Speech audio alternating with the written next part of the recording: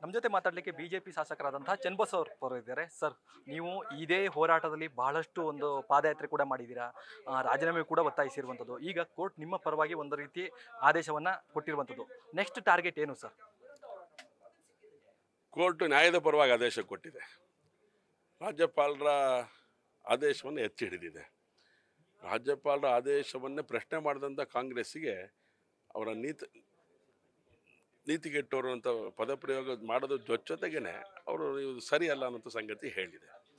ಆದರೆ ಕಾಂಗ್ರೆಸ್ಸಿನ ನೀತಿನೇ ಅದು. ಯಾವುದೇ ನ್ಯಾಯಾಲಯದ ಆದೇಶಗಳು ಬಂದಾಗಲೂ ಇಂದಿರಾ ಗಾಂಧಿಯವರು ಹಾಗೆ ಮಾಡಿದರು, ಇವರು ಅದೇ ರೀತಿ ಹೋಗ್ತಾರೆ ಅಂತ ಅಂದ್ಕೊಳ್ತೇವೆ. ಆದರೆ ನ್ಯಾಯ ಇದೆ ಅಂಥೇಳಿ ಜನತೆಗೆ ಅನಿಸಿದೆ.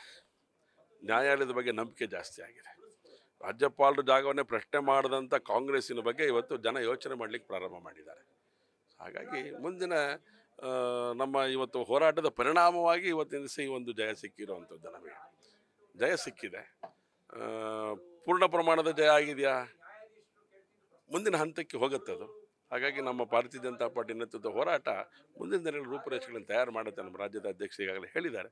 ಒಟ್ಟಾರೆ ಸತ್ಯಮೇವ ಜಯತೆ ಅಂತ ಏನು ಮೇಲ್ಗಡೆ ಇದೆ, ವಿಧಾನಸೌಧದ ಮೇಲ್ಗಡೆ, ಅದಕ್ಕೆ ಇವತ್ತು ನ್ಯಾಯ ಸಿಕ್ಕಿದೆ ಅಂತ ಅಂದ್ಕೊಂಡಿದ್ದೇನೆ ನಾನು. ಸರ್, ನಿಮ್ಮ ಹೋರಾಟ ಹೇಗಿರುತ್ತೆ? ಯಾಕಂತಂದ್ರೆ ಈಗ ಪಾದಯಾತ್ರೆ ಕೂಡ ಆಯಿತು, ಈಗ ಕೋರ್ಟ್ ಕೂಡ ಆದೇಶ ಕೊಟ್ಟಿರುವಂಥದ್ದು. ನೆಕ್ಸ್ಟ್ ಹೋರಾಟಗಳು ಹೇಗಿರುತ್ತೆ ಅಂತ? ಹೋರಾಟ ರಾಜೀನಾಮೆ ಕೊಡಬೇಕು. ಇದು ಬಂಡತನದ ಕಾಂಗ್ರೆಸ್, ಬಂಡತನದ ಕಾಂಗ್ರೆಸ್ ಇದು. ಆದರೆ ಜನತಾ ನ್ಯಾಯಾಲಯನೂ ಒಂದಿದೆ. ಇವತ್ತೆಲ್ಲ ನಾಳೆ ಜನತಾ ನ್ಯಾಯಾಲಯಕ್ಕೂ ಅವ್ರು ಬರಬೇಕಾಗತ್ತೆ. ಅವತ್ತು ಕೂಡ ನ್ಯಾಯ ಸಿಗುತ್ತೆ ಈ ಒಂದು ಹೋರಾಟಕ್ಕೆ. ಬೆಂಗಳೂರು ಟು ಶಿವಮೊಗ್ಗ ಬೆಂಗಳೂರು ಟು ಮೈಸೂರಿಗೆ ಹೋದಂಥ ಸಂದರ್ಭದಲ್ಲಿ ನಾವು ಸತ್ಯವನ್ನೇ ಹೇಳಿರೋದು, ಸುಳ್ಳು ಹೇಳಲಿಲ್ಲ ನಾವು. ಹಾಗಾಗಿ ಸತ್ಯಮೇವ ಜಯತೆ. ಇಡೀ ಪಾದಯಾತ್ರೆದ್ದಕ್ಕೂ ಸತ್ಯ ಸಂಘಟನೆ ಜನತೆಗೆ ಹೇಳಿದೆ.